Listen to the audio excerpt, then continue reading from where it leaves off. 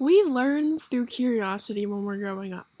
Curiosity motivates us to experience things we didn't even know were possible. Think about the zoo. The open space, the animals, nature. Your imagination runs wild there as a kid. But with all that's been going on with the pandemic, are zoos still able to remain open? And those who go, will the curiosity be restricted?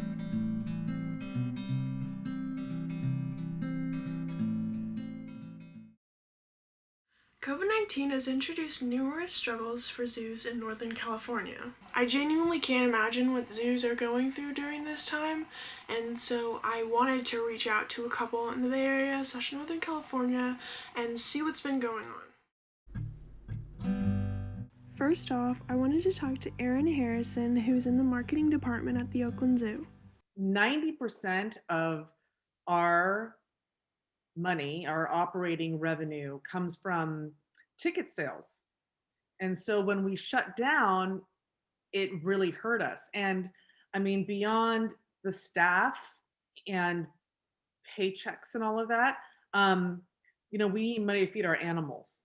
I mean, it has affected us more than probably anything in our almost 100 years in existence.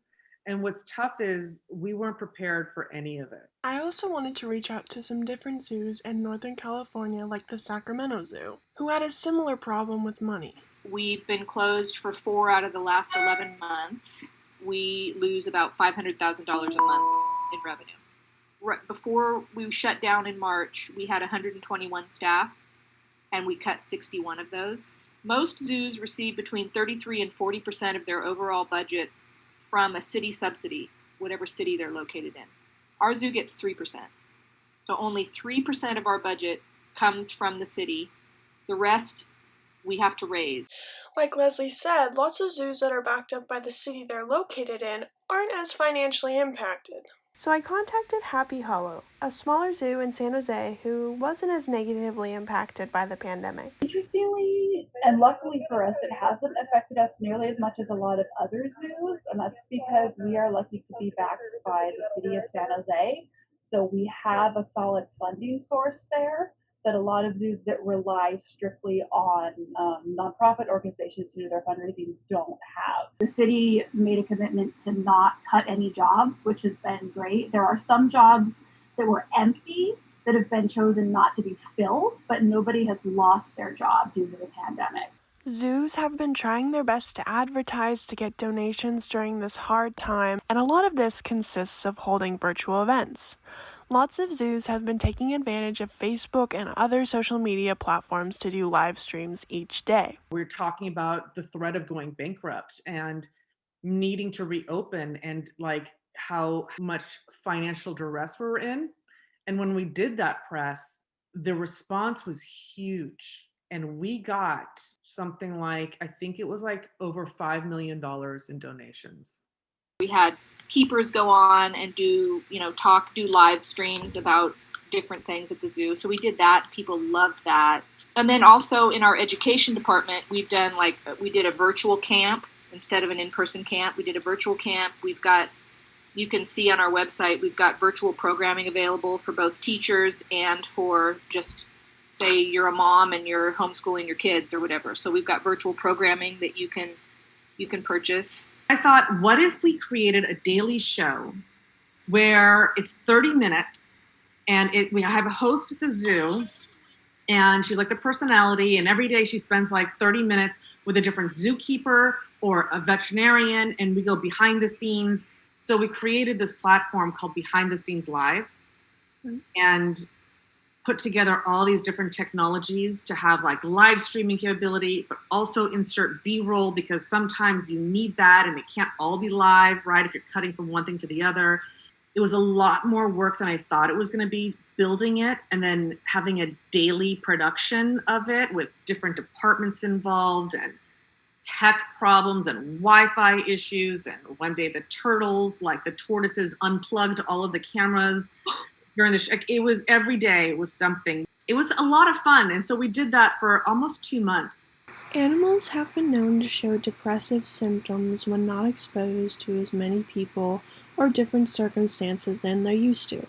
The primates definitely noticed that people were not around. Our female lion, our lion exhibit has a glass, the front is all glass, floor to ceiling, so people can get like nose to nose with them. And she likes to stalk the little kids. Giraffes, surprisingly, like our giraffes totally noticed. Some of our more active social animals, like we've got a meerkat exhibit, and they also is all glass on the front, and they love the little kids. One of the red pandas comes right over to me, right to the fence, and is looking out like, oh, look, it's a human. But the one species that really seemed to help them are our gray wolves. People would come and they'd look for the wolves, and we had like 6 of them. And while we were closed, they got like super confident, and they were out and about like all the time. Gave them the opportunity to really like feel comfortable. And now you go to the wolves and they're totally out. These Zoom interviews were a great start in me seeing how zoos were dealing with the pandemic, but I wanted to see for myself.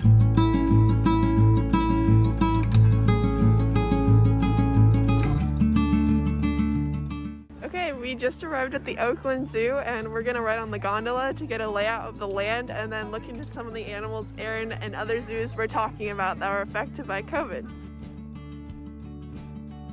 We're currently on the gondola right now, which we can see like the entire zoo. And there's a lot more people than I was expecting. I know there's reservations and there's not as many people as there normally would be, but there was already people in the parking lot, kids excited, running around, which is really nice to see. And it seems like a safe place because we're also outside and there's stickers all around, and before we got on this, we got hand sanitizer, and they're doing a really great job of maintaining social distance and things like that. So we're at the giraffes right now, which is one of the animals that Aaron said was the most engaged with people, having been gone for a couple months. And they seem pretty active. They're eating a lot and they seem to be pretty social at the moment, which I think giraffes usually are. They're just enjoying their lunch. So we're going to the gray wolves right now and we're supposed to be quiet. So at first when we went, we couldn't see any wolves. So we're in the gray wolves exhibit right now, which we heard that they got a lot more confidence during the pandemic, and we can't seem to see any of them out here. But then a couple minutes passed and we could see all 6 wolves.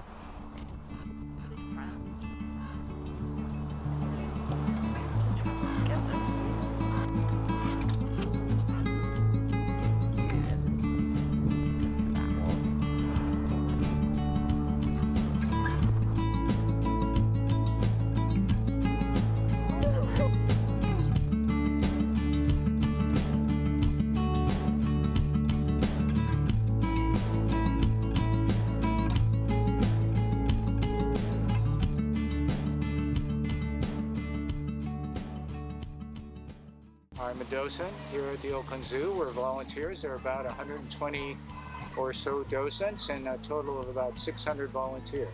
We're, of course, want to make sure people have masks on or socially distanced.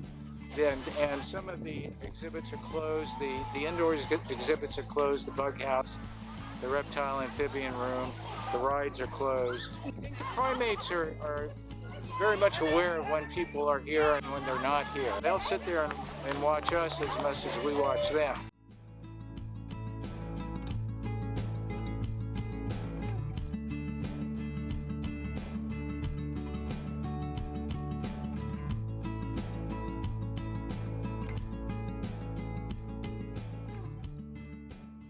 There's so many people here, volunteers, talking to kids, and they're really fun, and they're all masked and distanced, and they do a really great job engaging with people, so it definitely still feels like the zoo that way. Overall, my visit to the Oakland Zoo was safe, fun, and super engaging. Little kids were in awe at all the exhibits, showing that the magic of the zoo was still there, even with less people and restrictions. Now what are you doing lioning around? A really nice and safe outing would be going to the zoo. It's a huge help financially to these zoos during this time.